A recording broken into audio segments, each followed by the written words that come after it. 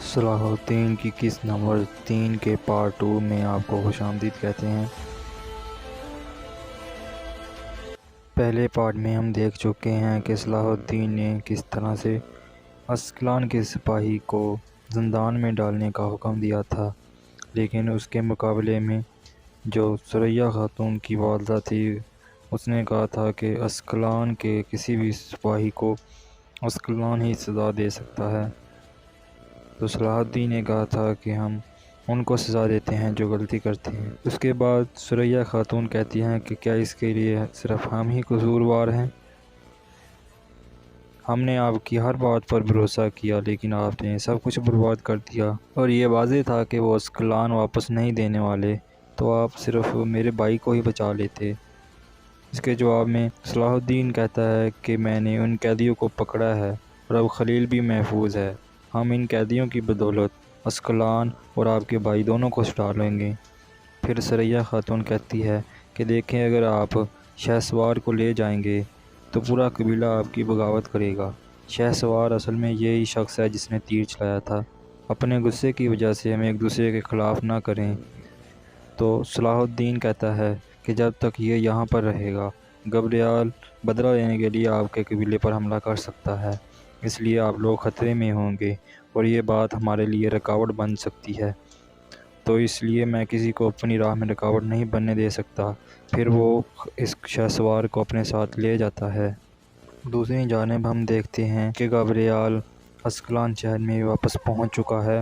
اسکلان شہر میں واپس پہنچنے کے بعد وہ دیکھتا ہے کہ بادشاہ کے سپاہیوں نے اسکلان پر قبضہ کر لیا ہے۔ وہ پوچھتا ہے کہ میرے سپاہی کہاں ہیں؟ بادشاہ کا آدمی کہتا ہے کہ ہم نے آپ کے سپاہیوں کو قید کر لیا ہے۔ وہ کہتا ہے کہ میرے سپاہیوں کو تو نے کیوں قید کیا ہے؟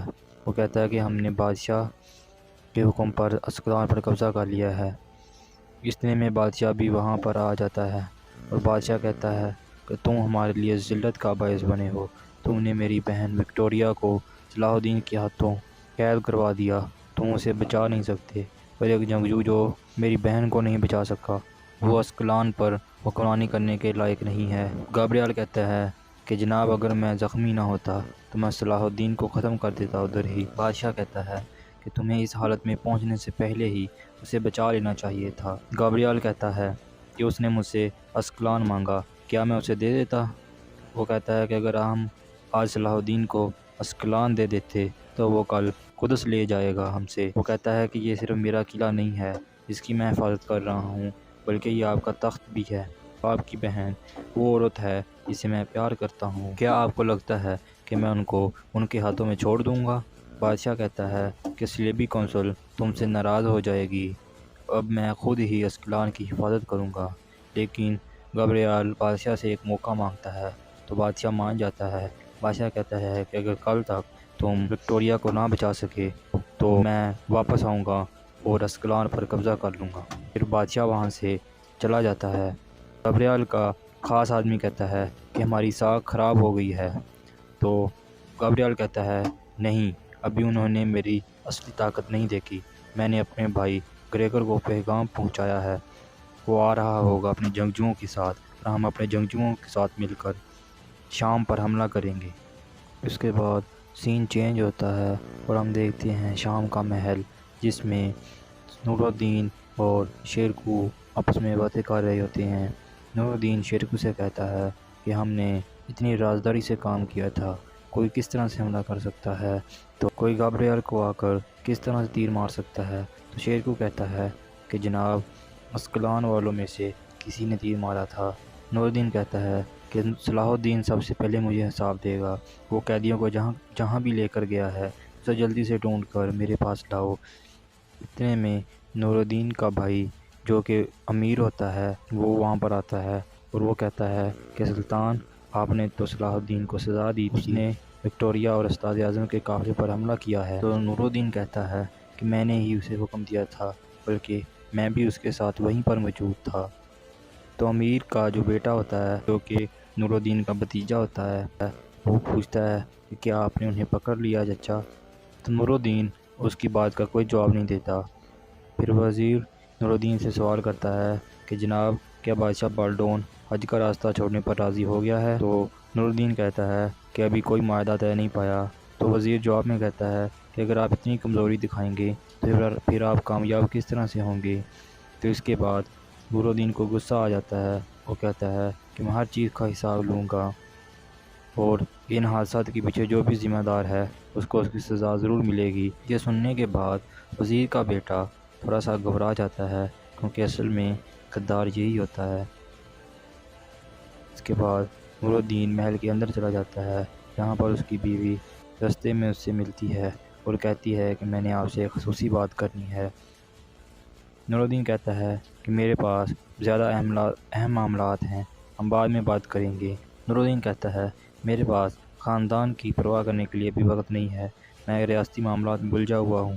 اور پھر وہ خاص آدمی سے کہتا ہے کہ کوئی بھی میرے پاس کسی معاملے کے لیے نہ آئے۔ اس کے بعد صلاح الدین محل میں داخل ہوتا ہے، وہاں پر اس کا چچا زاد بھائی کھڑا ہوتا ہے۔ وہ اس سے قیدیوں کے بارے میں پوچھتا ہے۔ وہ کہتا ہے کہ کیا تم پھر انہیں گابریال کو دے آئے ہو؟ صلاح الدین کہتا ہے کہ میں انہیں اس راستے سے نہیں لایا تاکہ وہ پکڑے نہ جائیں۔ وزیر کا بیٹا کہتا ہے شام کو جانے والے صرف 4 راستے ہیں، تم اپنی طرف سے تجربہ کار کمانڈر بننے کی کوشش نہ کرو۔ اتنے میں صلاح الدین کا سپاہی آتا ہے اور وہ کہتا ہے کہ قیدیوں کی سلامتی کے لیے راستے کا انتخاب ہو چکا ہے، ہم انہیں ہرمون پہاڑ کے راستے سے لائیں گے۔ یہ باتیں وہ وزیر کے بیٹے کے سامنے کھڑے ہو کر رہے ہوتے ہیں۔ سپاہی بتاتا ہے کہ میں نے تمام ضروری احتیاطی تدابیر کر لی ہیں۔ صلاح الدین کہتا ہے کہ یہ بات صرف اعلیٰ سطح ریاستی ارکان کو ہی معلوم ہونی چاہیے۔ وزیر کا بیٹا کہتا ہے میں تو صرف پوچھ رہا تھا، کیونکہ حملے کے مقام پر بھی ہر طرح کی غفلت برتی جا چکی ہے۔ صلاح الدین کہتا ہے فکر مت کرو عز الدین، یہ کمزوری تھی یا پھر غداری، یہ میں پتہ لگا لوں گا۔ اس کے بعد صلاح الدین سلطان سے ملنے کے لیے چلا جاتا ہے۔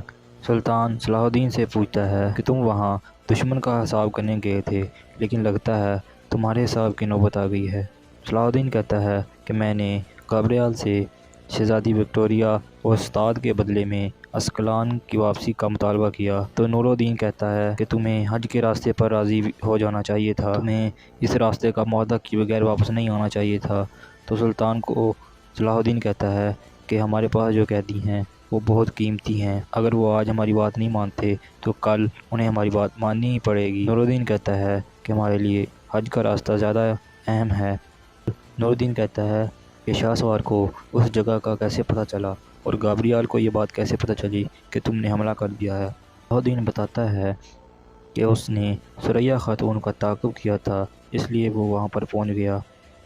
سلطان صلاح الدین سے پوچھتا ہے کہ وہ لڑکی تمہارے ساتھ کیا کر رہی تھی؟ اتنی خفیہ جگہ پر کیسے لے جا سکتے ہو؟ لگتا ہے وہ تمہارے اندر کمزوری پیدا کر رہی ہے۔ صلاح الدین کہتا ہے نہیں، مجھے اس کے بھائی اور وطن کے لیے اس کی کمزوری پر ترس آتا ہے۔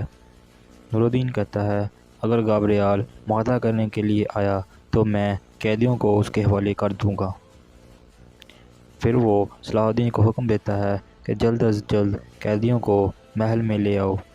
دوسری جانب ہم دیکھتے ہیں عز الدین ایک سرائے میں بیٹھا ہوا ہے کہ اچانک ایک نقاب پوش آدمی پیچھے سے آتا ہے اور اس کے سپاہیوں پر حملہ کر دیتا ہے۔ اس کے بعد وہ اس کی گردن پر چاقو رکھ لیتا ہے۔ پھر وہ اپنا نقاب ہٹاتا ہے اور وہ گابریال ہوتا ہے۔ وہ کہتا ہے کہ میں تمہارا دشمن نہیں بلکہ تمہارا دوست ہوں، تم نے صلاح الدین کے خلاف میری جو مدد کی تھی تم اسے انکار نہیں کر سکتے۔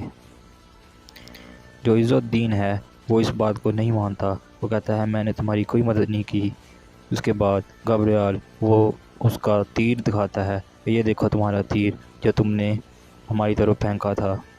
عز الدین سمجھ جاتا ہے، وہ کہتا ہے کہ تم کیا چاہتے ہو؟ گابریال کہتا ہے تم محل سے وکٹوریہ اور استاد کو اغوا کر کے لاؤ گے۔ تو عز الدین کہتا ہے صلاح الدین ابھی انہیں محل میں نہیں لایا۔ گابریال کہتا ہے تم مجھ سے جھوٹ بول رہے ہو۔ عز الدین کہتا ہے نہیں، وہ انہیں ہرمون پہاڑ سے جنگل کے راستے سے بھی لا رہا ہے۔ اس وقت صلاح الدین شام میں ہی موجود ہے، تم ان سے پہلے پہنچ کر ان کو بچا سکتے ہو۔ گابریال کہتا ہے کہ دعا کرو تمہاری فراہم کردہ معلومات درست نکلیں، ورنہ میں سلطان نور الدین کو بتا دوں گا کہ تم غدار ہو۔ اس کے بعد وہ وہاں سے چلا جاتا ہے۔ سو نیکسٹ پارٹ کے لیے اینڈ اسکرین پر دیکھیں۔